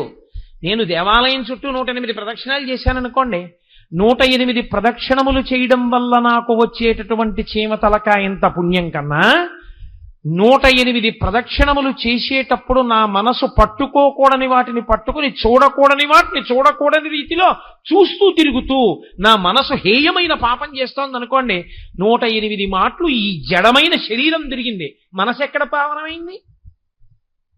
అందుకే మనస్సుని సంస్కరించడం చాలా చాలా కష్టం. మనస్సుని సంస్కరించడం అనే దానికి సాధనము ఒక్కటే, గురువు వలన శాస్త్రాన్ని వినడము, శాస్త్రాన్ని బాగా పరిశీలించడము, శాస్త్రాన్ని అధ్యయనం చేయడము. ఈ 2 వినా మార్గములు లేవు. కిలి మొదలడానికి చింతపండు ఒక్కటే మార్గమైనట్టు గురుబోధ ఒక్కటే కిలి మొదలడానికి మార్గము. అలా చేస్తే ఉత్తర జన్మలలో నీకు ఏ శరీరం ఇవ్వాలి అన్నదానికి నువ్వే కర్తవై కూర్చుంటావు. తథా దేహాంతర ప్రాప్తి ధీర తత్ర నముహ్యతి. అప్పుడు ఆయన బెంగపెట్టుకోడు. నేను దేని మీద చింత పెట్టుకుంటే నాకు తగిన శరీరం వస్తుందో దాని మీదకి చింత పెట్టుకుంటాడు. ఏతత్ శాస్త్రం ప్రమాణంతే, శాస్త్రం ప్రమాణంగా ఉంది కాబట్టి ఇది పడిపోతోంది, బెంగేమిట్రా? ఎప్పుడు నా కర్తవ్యమునందు నేనుంటే జరగవలసిన దాని గురించి నాకు భయం లేదు. నా కర్తవ్యాన్ని వదిలిపెట్టేస్తే, ధర్మమునందు వైక్లభ్యమును పొందితే నేను పొందవలసిన దానిలో చిత్రమైన భయం వస్తుంది. క్షత్రియుడుగా తన కర్తవ్యం తాను చేయడంలో విఫలుడవుతున్నాడు అర్జునుడు. అందుకని పిరికి పందా నపుంసకుడా లే, క్షుద్రం హృదయ దౌర్బల్యం త్యక్తోత్తిష్ట పరంతప. ఏమిటి హృదయ దౌర్బల్యం? విడిచిపెట్టి లే. కాబట్టి ఏడు చచ్చిపోతారంటే ఏంటి? ఈ చచ్చిపోతామన్న పిరికితనం, ఈ భయమే చిట్ట చివరికి ఏం చేస్తుందో తెలుసా? బతికున్నన్నాళ్ళు వ్యామోహాలకి, చిట్ట చివరి ఆ వ్యామోహంలో నిలబడడానికి, పునర్జన్మ గురించినటువంటి భయంతో చచ్చిపోతున్నానని బెంగ పెట్టుకుని పిరికితనంతో వెళ్ళిపోవడం వల్ల పొగలు కమ్మినటువంటి చీకటి కమ్మిన దక్షిణ మార్గంలో ప్రవేశించి పునర్జన్మలో మళ్ళీ అనేకమైనటువంటి దెబ్బలు తిని యాతనలు అనుభవించి అడ్డంగా విన్నుపాం ఉన్నటువంటి జన్మలోకి ప్రవేశిస్తావు. ధీరుడవు కా. ధీరుడైన వాడికి భయం లేదు. వాడు శాస్త్రమును గురించే విచారణ చేస్తాడు. షహబాష్, పడిపోతోంది, అయిపోయింది, పండిపోతోంది. ఒక పువ్వు పిండి అయిపోతుంది, ఇది పువ్వుగా వచ్చింది, పిందెగా మారుతోంది. పిందె కాయ అయింది, కాయ పండైంది, పడిపోయింది. గొంగళి పెరుగు సీతాకోక చిలుగైంది. ఏనాడు మార్పు మొదలైందో ఆనాడు నా మృత్యువు మొదలైంది. కాబట్టి శరీరం పడిపోతుంది, దాని ధర్మం అది, పడుతోంది. కానీ హేయమైన దాంట్లోకి నేను వెళ్ళిపోకూడదు, ఉత్తమమైన దాంట్లోకి వెళ్ళాలి. వెళ్ళడానికి నేనే కర్తని. నేనేం చేస్తానన్న దాన్ని బట్టి నేను నిలబడతాను. ఆ కర్త అన్నప్పుడు నేనేం చెయ్యాలి అన్నది నా ఇష్టం వచ్చినట్టు చేయడం కాదు, ఎవడేం చెప్తే చేయడం కాదు. ఏతత్ శాస్త్రం ప్రమాణంతే. ఈశ్వరుడు ఏం చెప్పాడో అదొక్కటే ప్రమాణం. ఈశ్వరుడు చెప్పింది వేదం, వేదమే ప్రమాణం. కాబట్టి ఆ వేదమునందు ఉపనిషత్తుల అంతర్భాగం, ఆ ఉపనిషత్తుల యొక్క సంఘాతమే భగవద్గీత.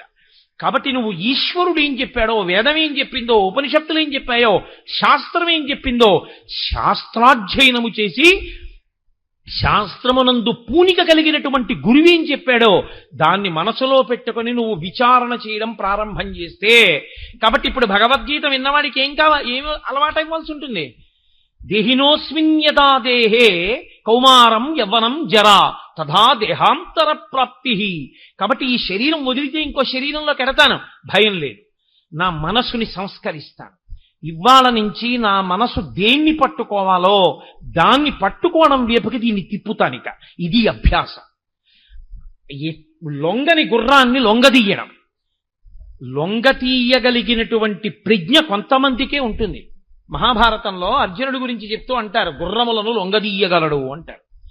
అలా నీ మనసుని నువ్వు లొంగదీయగలిగితే, అక్కరమాలిన పిసినారితనం నుంచి నువ్వు వినిర్ముక్తం కాగలిగితే, అక్కరమాలిన కామం నుంచి నువ్వు విముక్తం కాగలిగితే, నీ కామము ఈశ్వర కామముగా నువ్వు మార్చగలిగితే, నువ్వు చేసే క్రియలన్నీ ఈశ్వరుడు యొక్క ప్రీతి కొరకు నువ్వు చేస్తే, దాని వలన ఈశ్వర ప్రీతి నీకు కలిగితే, నీకు ఎప్పుడూ భగవంతుని యొక్క ప్రీతి పొందడం కోసం బ్రతకడం అలవాటైపోతే, ఆనాడేమవుతుందంటే నువ్వు చేసే ఏ పని నీ మెహర్బానీ కొరకు కాదు, నీ గొప్పతనం కొరకు కాదు. దాసి ఇల్లు ఊడిస్తే దేనికి తుడుస్తుందంటే, మా అయ్యగారు సంతోషిస్తారా లేదా, చక్కగా తుడిచావే ఇల్లు అంటాడా అయ్యగారు? బట్టలు ఉతికింది, ఎంత చక్కగా ఉతికి పెట్టావే పంచ, కూర్చుని పూజ చేశా పూజ చేయడం వల్ల పంచంతా పసుపు పడింది. ఎంత బాగా ఉతికావు, పసుపు మరక కూడా లేకుండా ఉతికేశావు అని అయ్యగారంటే దానికి సంతోషం. అయ్యగారి ప్రీతి కొరకు అన్ని పనులు చేసిన దాసిలా నువ్వు చేసే పనులు నీ మెహర్బానీ కోసం చేయకూడదు. నువ్వు చేసే ఏ పనైనా ఈశ్వర ప్రీతి కొరకు చేస్తున్నాడు. ఈశ్వరుడు ప్రీతి పొందాలి అంటే ధార్మికం ఒక్కటే మార్గం. ఒకటి చేసి ఈశ్వరార్పణం చేయాలి. ఈశ్వరా, మీరు మా చేత చేయించారు, ధన్యుణ్ణి చేశారు తండ్రి, ఏతత్ ఫలం సర్వం శ్రీ ఉమామహేశ్వర పరబ్రహ్మార్పణమస్తు. అలా నువ్వు నిలబడగలిగితే ఎప్పుడూ నిన్నొకడు చూస్తున్నాడు యజమాని, వాడు ఆఖరణ తీర్పు చెప్తాడు. కాబట్టి నేను వాడి ప్రీతి కొరకు ఉండడం అలవాటైపోతే, శంకరులు వైరాగ్య శతకంలో చెప్తారు చిట్ట చివర, ఆఖరణ వెళ్ళిపోయేటప్పుడు పనిపిల్ల చూడండి, ఆఫీసులో పనిచేసే వాళ్ళు ఆఫీస్ టైం అయిపోతే వెళ్ళిపోతారు. పనిపిల్ల వెళ్ళిపోయేటప్పుడు టైం అయిపోయిందని వెళ్ళిపోదు, అమ్మగారు ఇంకా బయలుదేరుతున్నానంటుంది. అది అయిపోయిందా, ఇది అయిపోయిందా అని అడుగుతుంది. అది అయిపోయింది అమ్మగారు, ఇది అయిపోయింది అమ్మగారు.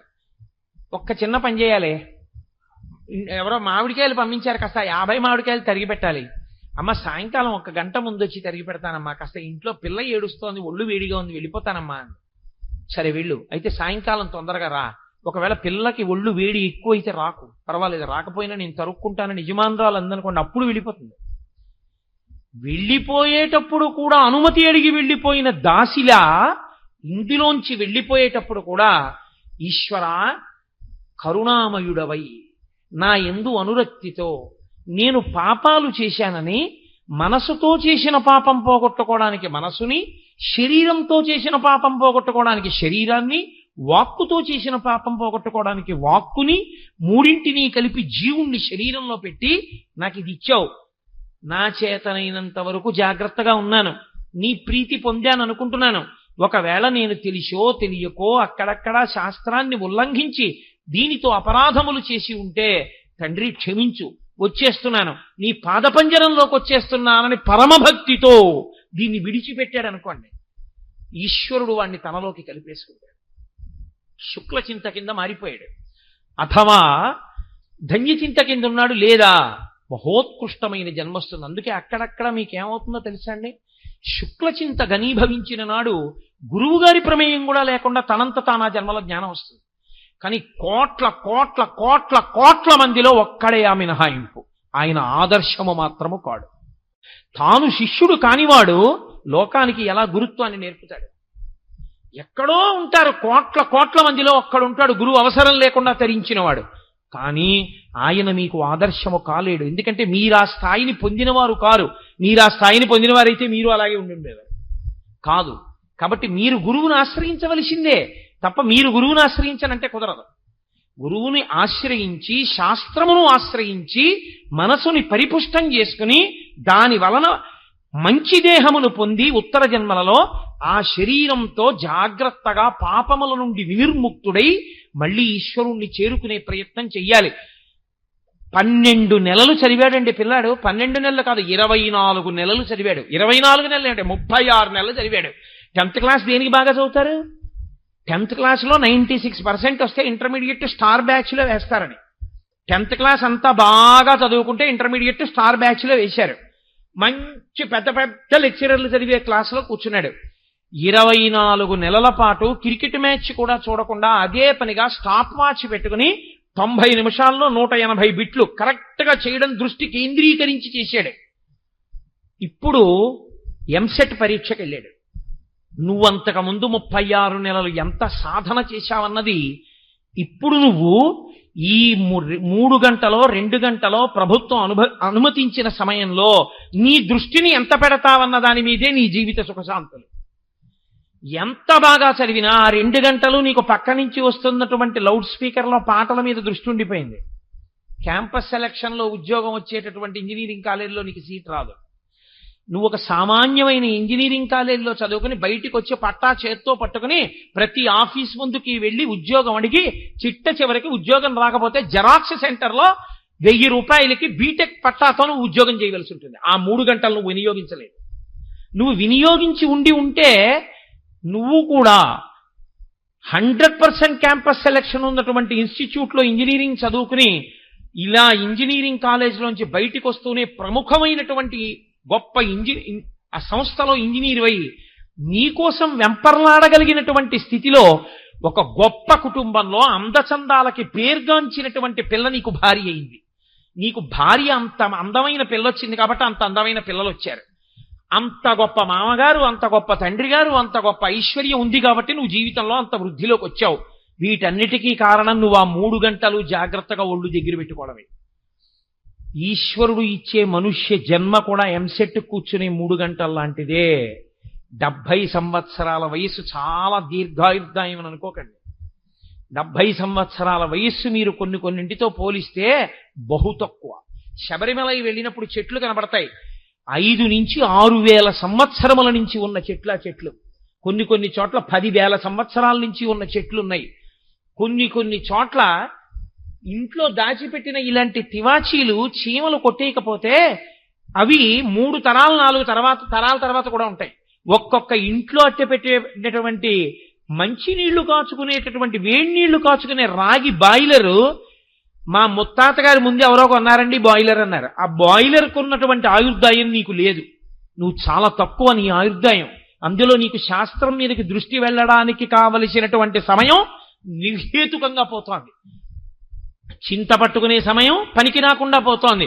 సాధన చెయ్యగలిగిన సమయం కొద్దిగానే మిగులుతోంది. అక్కడ వైగ్లభ్యాన్ని పొందేశావా, తదాదేహాంతర ప్రాప్తి, భయంతో శరీరాన్ని విడిచిపెట్టి తిరియక్కవుతావు. ఒక్కసారి తిరియక్కైపోయాడా ఇక మళ్ళీ ఉచ్చులేసి చంపేస్తారు, కత్తుల పెట్టి నరికి చంపేస్తారు, శూలాలతో పొడిచి చంపేస్తారు, కర్రలతో కొట్టి చంపేస్తారు, రాళ్లు విసిరి చంపేస్తారు. తప్ప చచ్చిపోవడానికి కూడా స్వేచ్ఛ ఉండదు. తాను ఏ పుణ్యకర్మ చేయడానికి అవకాశం ఉండదు. ఇది ఒక్కసారి వదిలిపెట్టేశాడా అయిపోయిందంతే. ఆవు పాలు పట్టుకుని నమస్తేయస్తు భగవన్ విశ్వేశ్వరాయ మహాదేవాయ త్రయంబకాయ త్రిపురాంతకాయ త్రికాగ్నికాలాయ కాలాగ్నిరుద్రాయ అంటూ ఇక అభిషేకం చేయలేడు. ఇందులో ఉన్నంతసేపే. ఎంతసేపు ఉంటావు తెలియదు ఈశ్వరుడి శాసనం అయ్యేవరకే. ప్రతి క్షణం సద్వినియోగం చేసుకున్నావో ఉత్తర జన్మలు బాగుంటాయి, లేదో తిరుగుతూనే ఉంటాడు అలా. తదాదేహాంతర ప్రాప్తి. అలా ఎన్ని దేహాలు మారుతుంటావు ఈశ్వరుడు అవకాశం ఇస్తూనే ఉంటాడు. పోన్లే ఆ కర్మ క్షయం చేసుకో. కాబట్టి శరీరం ఎందుకు ఇస్తారో తెలుసా అండి? చేసుకున్న కర్మ క్షయం అవ్వడానికి ఇంకో అవకాశం. అప్పుడు చేసావుగా పాపం, దుఃఖం రూపంలో దీంతో అనుభవించి పోగొట్టుకో. వాళ్ళ మోకాలు మీద తన్నావు, ఈ జన్మలో మోకాలు నిప్పు అనుభవించు. వాళ్ళు ఎవరో అన్నం తింటుంటే విస్తర లాగేశావు, ఈ జన్మలో షుగరు బీపీ ఉంటాయి. పచ్చడి అన్నం తినలేవు, లడ్డూ తినలేవు, నీ విస్తర లాగేస్తాడు. కనీసం ఇలా గతంలో చేసిన పాపాలు పోగొట్టుకోవడానికి ఈ జన్మలో ఈ శరీరాన్ని తీసుకుని ఏ జన్మలో పాపమో పోతోందమ్మయ్య, దరిద్రం వదిలిపోయింది ఈశ్వర, ఎంత ప్రేమతోటో కష్టాల రూపంలో నా పాపం తీసేసేవన్నారనుకోండి, అప్పుడు ఈ శరీరం మీ పాపం పోవడానికి కారణం. దిక్కుమాలిన దేవుడు నాకే కష్టాలు ఇచ్చాడని అనుకోండి, ఇంకో పాపం వచ్చి అందులో పడుతుంది. కాబట్టి ఈశ్వరుడు అందుకిచ్చి అందుకని పునర్జన్మయందు జీవుడికి గత జన్మ వాసనలు లేకుండా చేసి అవస్థల్ని మాత్రం గమనించగలిగిన శక్తి నుంచాడు. ఇది ఈశ్వరుని యొక్క ఔదార్యం. ఈశ్వరౌదార్యమును గుర్తిస్తే తప్ప మీరు భక్తితో ధర్మంలో నిలబడలేరు, యోగము సిద్ధించదు. అందుకే శ్లోకాన్ని అలాగే అన్వయం చేయవలసి ఉంటుంది. కాబట్టి భగవద్గీతలో ఒక్కొక్క శ్లోకం అంటే ఒక్కొక్క అమృత భాండం. అది కరదీపిక. మనిషి తరించడానికి కావలసినటువంటి జ్ఞానమును పరిపుష్టము చెయ్యగలిగినది. సరే, ఇవాళ 15 నిమిషాలు దాటేశాను. ఇవాళ వెనకాతల నృత్య కార్యక్రమం అండి. కృష్ణలీలలు. కృష్ణుడే జగదాచార్యుడు కదూ. కాబట్టి కృష్ణలీలలు అనబడేటటువంటి నృత్య రూపకం ప్రారంభం అవుతుంది. చక్కగా మీ అందరూ కూర్చోండి. నీకేం అలాగే చెప్పి వెళ్ళిపోతున్నావు రోజు అనుకోకండి. ఒక్క 5 నిమిషాలు నేను కూర్చుంటాను. అంటే ఏమి నీకంతా అనుకోకండి. ఏదో ఇంతకన్నా ఇంకొక ముఖ్యమైన పని ఉంటేనే నేను అలా వెళుతుంటాను తప్ప లేకపోతే అలా వెళ్ళేవాడిని కాదు. లేకపోతే నేను సభా మర్యాద కట్టుబడి మీకు చెప్పింది నేను పాటించుండి ఉండేవాడిని. కాబట్టి దీని తర్వాత ఆ నృత్య కార్యక్రమాన్ని చూసి చక్కగా ఆ కళాకారులను మీరు ప్రోత్సహించి సంతోషించెదరుగాక. మంగళాశాసనపరై వేదాచార్య పురోగమై సర్వైశ్చ పూర్వైరాచార్యై సత్కృతాయాస్తు మంగళం.